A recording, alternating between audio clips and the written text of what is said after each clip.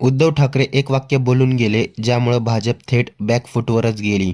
पण त्या अगोदर हे बघा, ठाकरे एकत्र आले आणि भाजपची कशी फाटून हातात आली ते बघा.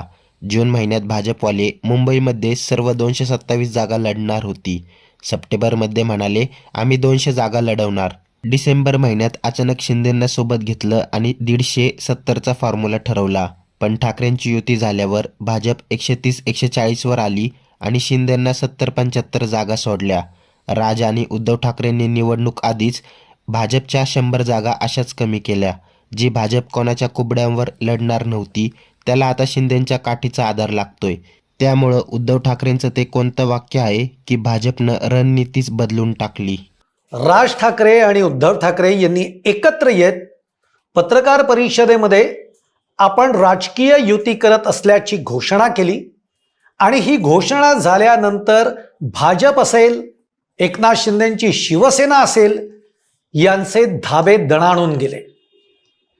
या घोषणेनंतर उद्धव ठाकरेंनी एक विधान केलेलं आहे आणि हे विधान केल्यानंतर भाजप अक्षरशः गोंधळून गेलाय की नेमकी आता मुंबईसाठी आपण रणनीती काय आखायची.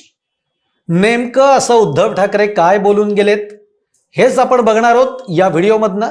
तर मंडळी, भाजपला मुंबई महापालिकेवर सत्ता आणायचीच आहे आणि त्यासाठी वेगवेगळे वर्ष झालं तयारी सुरू झाली, वेगवेगळी समीकरणं जुळून पाहिली आहेत, सगळं केलं. नंतर असं वाटायला लागलं की राज ठाकरे आणि उद्धव ठाकरे हे आता जवळ येत आहेत. पण भाजपला असं वाटत होतं की या दोघांमध्ये काही युती होणार नाही आणि म्हणून तुम्हाला जर आठवत असेल तर भाजप असं म्हणत होतं की मुंबई महापालिका आम्ही स्वबळावर लढवू. ही आधी भाजपची भाषा होती. भाजपचे सगळे नेते असंच म्हणायचे. अजून युतीची घोषणा झाली आहे का? राज ठाकरे असं काही बोललेत का? ही युती होऊच शकत नाही. हे सगळं झालं.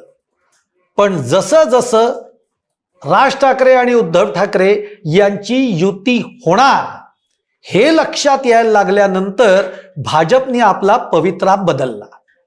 मग भाजपने म्हणायला सुरुवात केली की मुंबई महापालिकेवर भाजप आणि शिवसेना एकत्र लढेल.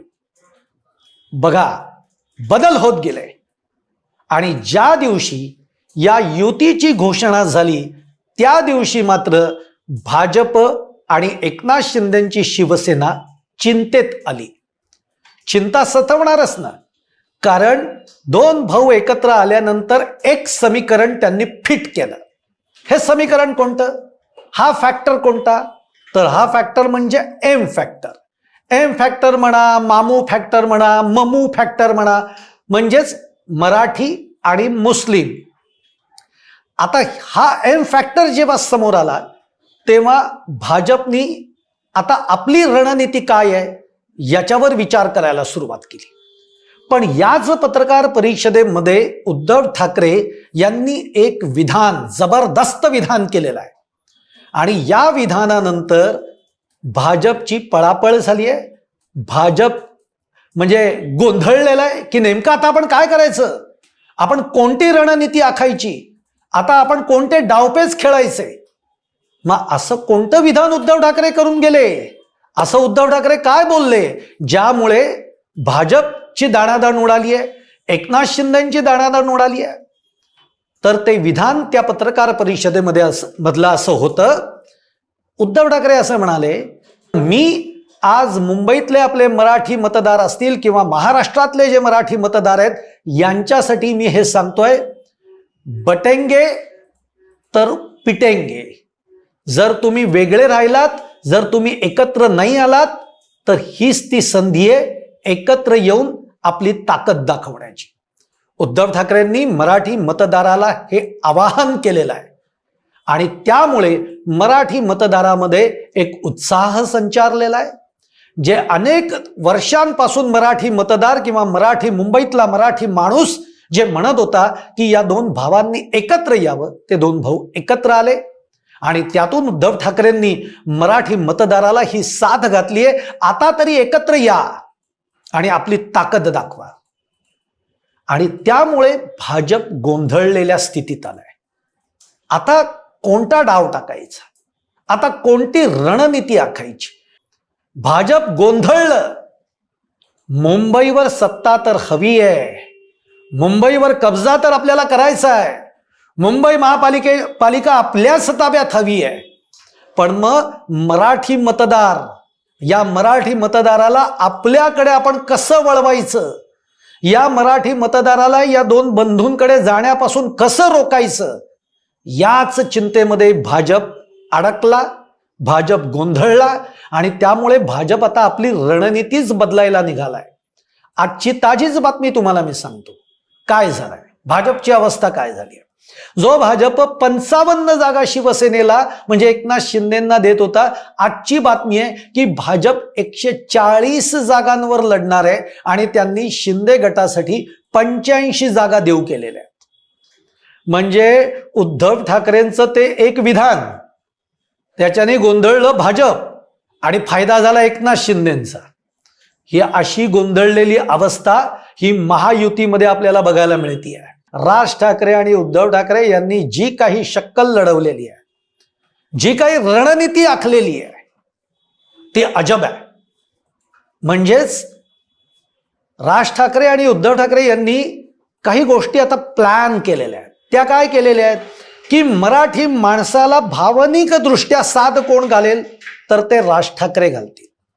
राज ठाकरेंचं वक्तृत्व, राज ठाकरेंची मांडणी, राज ठाकरेंचे मुद्दे, यामुळे मराठी माणूस हा प्रभावित होतो, हा चैतन्यमय होतो आणि तो पेटूनही उठतो.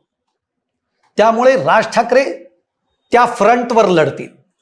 उद्धव ठाकरे हे ती रणनीती जी असते ना, एक ज्याला आपण म्हणतो स्ट्रॅटेजिकल प्लॅन, की कुठे कुठला उमेदवार द्यायचा, मुस्लिम बहुल एरियामध्ये कुणाचे उमेदवार द्यायचे, कुणाचा पाठिंबा घ्यायचा, हे याला म्हणतं एक स्ट्रॅटेजी. ही कामगिरी पार पडणार आहेत उद्धव ठाकरे. आणि उद्धव ठाकरे अर्थात त्याच्यामध्ये माहीर आहेत. हे आपण मागच्या अनेक निवडणुकांमधनं बघितलेलं आहे. आणि ही रणनीती जी आहे, ही रणनीती ठाकरे बंधूंनी पूर्ण प्लॅन केलेली आहे. आणि त्यामुळे इकडे भाजप आणि एकनाथ शिंदेंची गोची झाली आहे, कोंडी झाली आहे. ते गोंधळलेले आहेत की आता आपण काय करायचं, याच्यावर मात कशी करायची, मराठी मतदाराला आपल्याकडे कसं खेचायचं. कारण भाजपला हे तर माहिती आहे की मुस्लिम फॅक्टर तर आपल्याकडे येणार नाहीये. एकनाथ शिंदेंच्या शिवसेनेलाही माहिती आहे की मुस्लिम मतदार काही आपल्याकडे वळणार नाहीये. एकनाथ शिंदेंच्या शिवसेनेला हेही माहिती आहे की अमराठी मतदार काही आपल्याकडे येणार नाही, तो भाजप पळवून देणार आहे. आणि त्यामुळे एकनाथ शिंदेंची शिवसेना, एकनाथ शिंदे गोंधळले आहेत. आणि भाजपला हे माहिती आहे की नुसत्या अमराठी मतदारावर सुद्धा आपलं काही निभावणार नाही आहे. आणि म्हणून भाजप आणि एकनाथ शिंदे गोंधळलेले आहेत. आणि राज ठाकरे आणि उद्धव ठाकरे यांनी मात्र ज्या पद्धतीचा प्लॅन वर्कआउट केलेला आहे, तो प्लॅन अत्यंत चपखल आहे. तुम्हाला काय वाटतंय मंडळी, हा प्लॅन जो राज ठाकरे आणि उद्धव ठाकरे, शिवसेनेचा आणि मनसेचा जो तयार होतोय किंवा तयार झालाय, याकडे तुम्ही कसं बघताय, तुम्हाला काय वाटतंय, मुंबई कुणाची, मुंबई कुणाच्या ताब्यात जाईल, तुमचंही मत नोंदवा. बिनधास्त बेधडक तुम्ही मत नोंदवा आमच्या कमेंट बॉक्समध्ये.